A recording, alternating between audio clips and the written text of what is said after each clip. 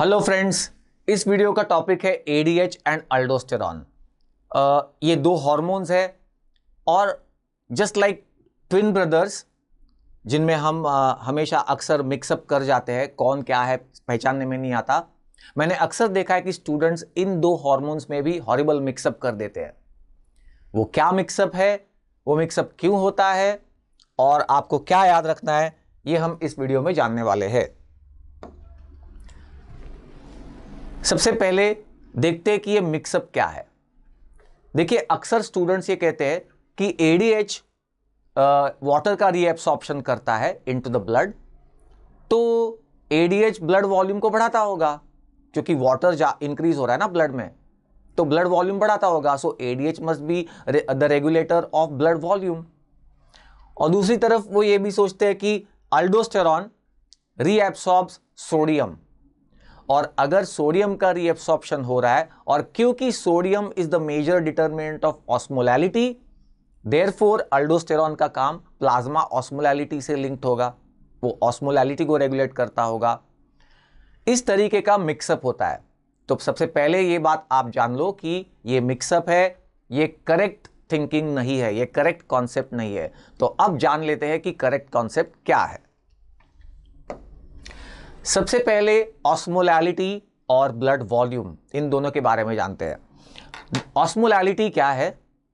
Sodium concentration relative to water, ये होती है ऑस्मोलैलिटी, या यूं कह लो water concentration relative to sodium.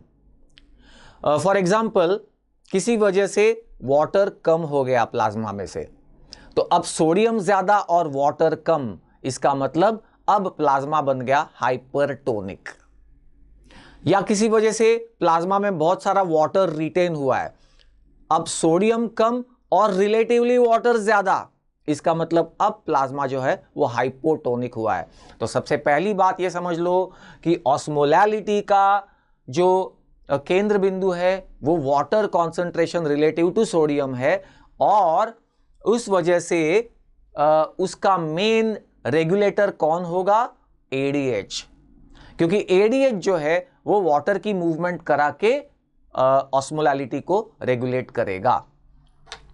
दूसरी तरफ अल्डोस्टेरॉन, देखिए ब्लड वॉल्यूम, ये ब्लड वॉल्यूम कैसे रेगुलेट होता है?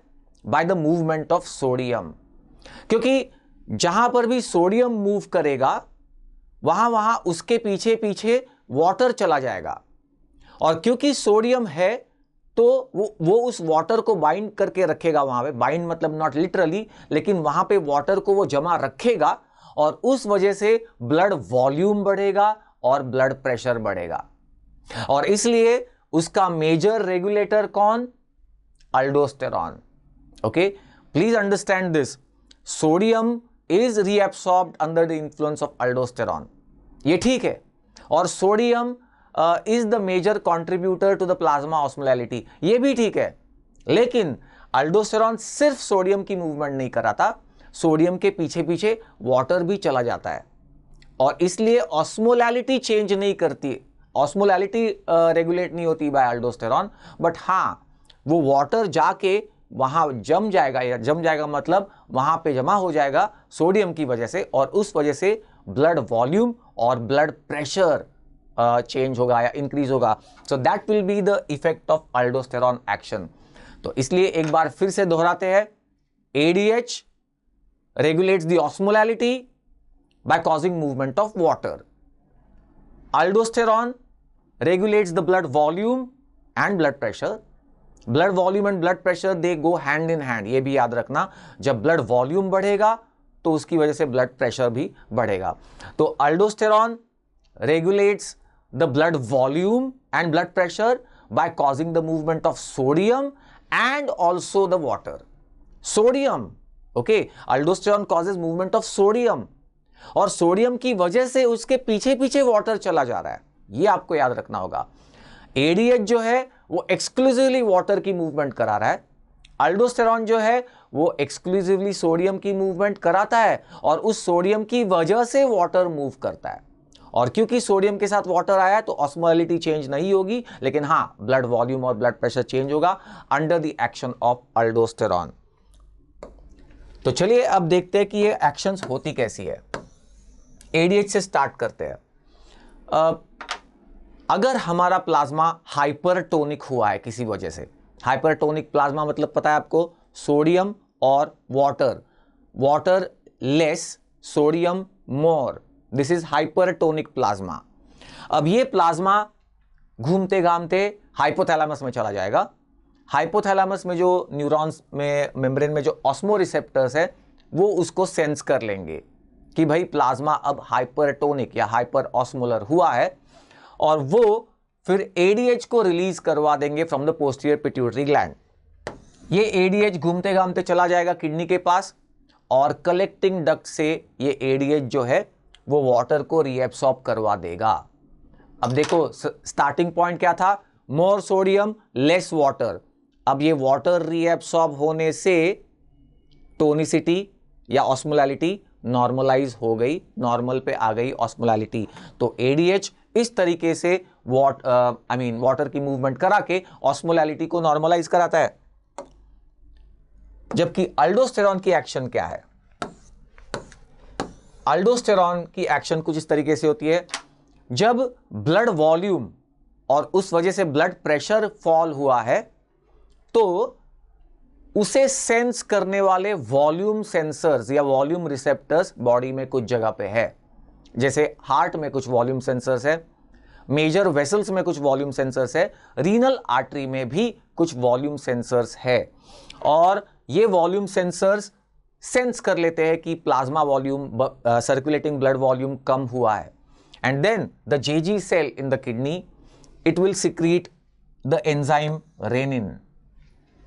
रेनिन सिक्रीट होते ही renin angiotensin aldosterone system RAS activate हो जाती है, और ये मतलब ये इनिशिएट हो गई, इसकी वजह से अब अल्डोस्टेरॉन का सिक्रीशन होगा। अल्डोस्टेरॉन जो है वापस किडनी के पास चला जाएगा और रीनल ट्यूब्यूल्स में से सोडियम का रीएब्सॉर्प्शन करवाएगा। प्लीज अंडरस्टैंड दिस कि अल्डोस्टेरॉन रीएब्सॉर्ब्स द सोडियम, ओके, जैसे एडीएच रीएब्सॉर्ब्स वाटर, वैसे अल्डोस्टेरॉन रीएब्सॉर्ब्स सोडियम प्राइमरीली, और सोडियम जा रहा है तो उसके पीछे पीछे वाटर जा रहा है, that's a secondary effect. Water is moving by osmosis simply. अब ये सोडियम और वाटर विल बी रिटेन्ड कहां पे, into the plasma, into the blood. उस वजह से ब्लड वॉल्यूम और ब्लड प्रेशर जो है वो वापस नॉर्मल पे आ जाएगा। तो इस तरीके से सोडियम की एक्शन है बाय कॉजिंग मूवमेंट, अल्डोस्टेरॉन की एक्शन है, I beg your pardon, aldosterone की एक्शन है by causing the movement of sodium, okay. और मैं फिर से दोहरा रहा हूं, sodium is the major contributor to the osmolality, ये ठीक है अपनी जगह पे, लेकिन अल्डोस्टेरॉन जब सोडियम की मूवमेंट कराता है तो उसके पीछे पीछे वाटर भी चला जाने वाला है, और इसलिए aldosterone will not influence the osmolality, aldosterone will influence the blood volume and blood pressure. तो ये आपका कंफ्यूजन दूर करने के लिए काफी होगा। फाइनली एक फिजियो प्लस प्लस जिसे मैं कहता हूं अक्सर, कि एक एक्स्ट्रा कॉन्सेप्ट जो कि आप अगर एग्जाम में लिखो या वाइवा में बताओ तो आपको एक्स्ट्रा मार्क्स मिलेंगे। क्या एडीएच ब्लड वॉल्यूम से जरा भी लिंक्ड नहीं है? क्या एडीएच का कोई असर है ब्लड वॉल्यूम पे, या जरा भी नहीं है?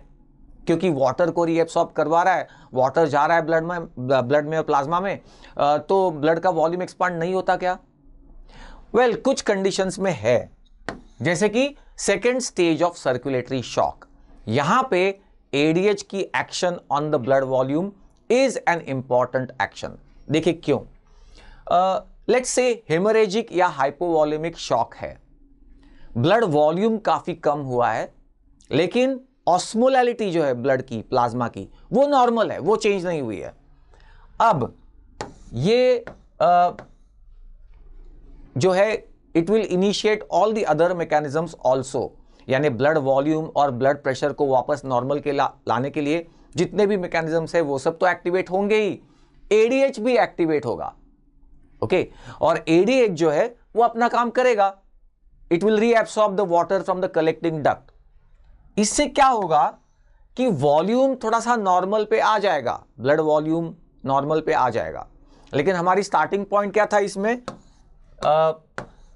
Blood volume has decreased but plasma is normotonic. अब एडीएच की एक्शन से वॉल्यूम नॉर्मल पे आ जाएगा, लेकिन नॉर्मोटोनिक था ना प्लाज्मा पहले से ही, अब वाटर आ गया एडीएच की एक्शन से, वाटर बढ़ गया, अब सोडियम कम और वाटर ज्यादा, यानी अब plasma will become hypotonic. Blood volume तो नॉर्मल कर दिया या नॉर्मल की तरफ कर दिया, लेकिन प्लाज्मा विल बिकम हाइपोटोनिक, ये होता है। और ये हाइपोटोनिसिटी है, ये हमें कुछ देर, हमारी बॉडी को कुछ देर तक टॉलरेट करनी पड़ती है, क्योंकि उस वक्त की प्रायोरिटी है ब्लड वॉल्यूम को और ब्लड प्रेशर को नॉर्मलाइज करना। ब्लड प्रेशर नॉर्मल ना रहेगा तो ब्रेन को और बाकी सारे वाइटल ऑर्गन्स को एडिक्वेट ब्लड फ्लो नहीं मिलेगा। तो उस वक्त की प्रायोरिटी होती है ब्लड वॉल्यूम को किसी तरह नॉर्मलाइज किया जाए।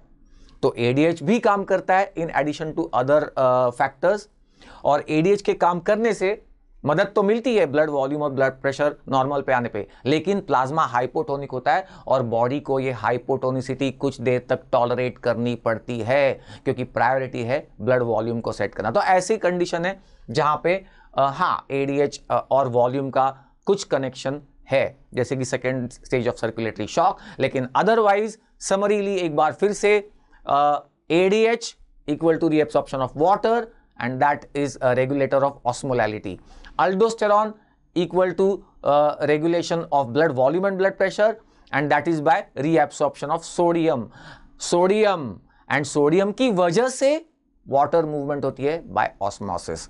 Okay, तो इसमें clarity अब आ जाएगी।